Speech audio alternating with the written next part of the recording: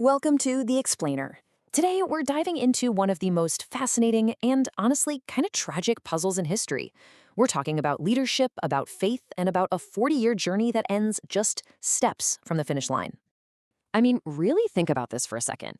This is the man who led an entire nation out of slavery, who received the Ten Commandments, who survived 4 decades in the desert. He was the one who made it all happen. And yet, he was denied entry. Why? What could he have possibly done? That's the big question we're going to unpack today. You know, this isn't just some ancient tale. It's a really powerful human drama.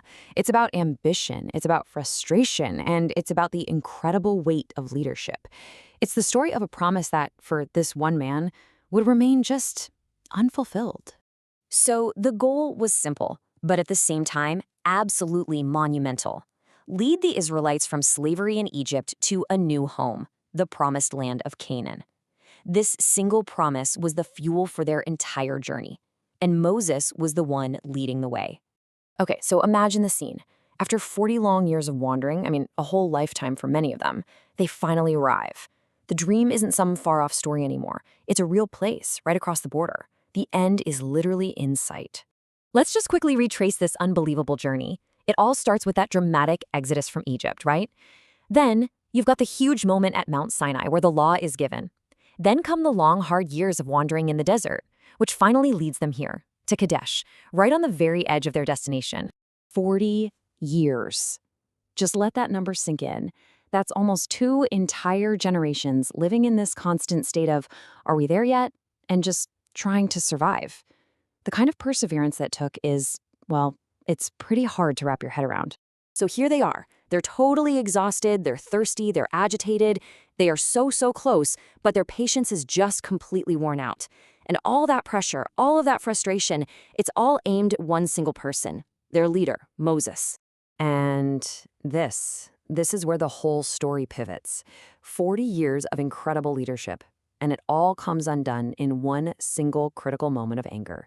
It all boils down to one incident at a place called Meribah. And what set it all off? Well, it was a familiar problem. The people were thirsty, and they started complaining, really bitterly, to Moses. You can just hear them. Why did you bring us out of Egypt just to die here in this wilderness? It was basically a mutiny born out of pure desperation. Now, in response to this, Moses gets a very specific instruction from God. The command is crystal clear, it's simple, and it's meant to be this moment of awe-inspiring miracle. Just speak to the rock, and it'll give them water. But look at this. The contrast here says everything. The instruction was to use words, an act of faith, but the action was physical, an act of force. He was told to speak to the rock, but instead he struck the rock, and not just once, but twice. And this wasn't just some simple slip-up. No, it was a full-on outburst. Moses yells at the people, "Listen, you rebels, must we bring you water out of this rock?" Did you catch that? We. In his anger, he took the credit, putting himself and his brother Aaron in the place where God was supposed to be. And the consequence for this? It was swift and it was severe. It completely sealed his fate. The triumphant entry he'd worked toward for 4 decades was suddenly off the table, replaced by a lonely view from a distant mountaintop. You know, it's really important to see this less as a punishment and more as a judgment on leadership itself. The idea is the higher your position, the greater your responsibility. This was all about accountability for the one person who was meant to be the ultimate role model. So why was this one mistake such a big deal? Well, it was a bunch of things all at once. First, you have the direct disobedience, striking instead of speaking. Second, he publicly misrepresented God's character by acting out in anger. Third, he took the credit for the miracle. And finally, as the leader, everything he did set an example. It was a test, and in that moment, he failed it. So in this incredibly profound and bittersweet moment, Moses climbs Mount Nebo. And from there, he is shown the entire promised land he dreamed of for 40 years. The fertile valleys, the rolling hills, everything. He can see it all, but he's told he can't go in. But is that really the end of the story? Just a personal failure? Or maybe, just maybe, it forces us to rethink what his true legacy really was. Perhaps his greatest achievement wasn't about reaching a destination at all, but about building a nation of people. And this chart illustrates that perfectly.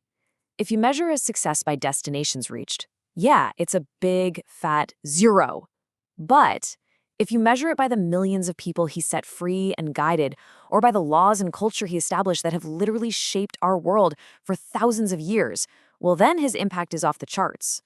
Ultimately, this really seems to be the lesson here, doesn't it? The story of Moses suggests that a leader's true success isn't measured by personal rewards or even reaching the final goal, but by the way they transform the people they lead along the journey. And that leaves us with one last big thought to chew on.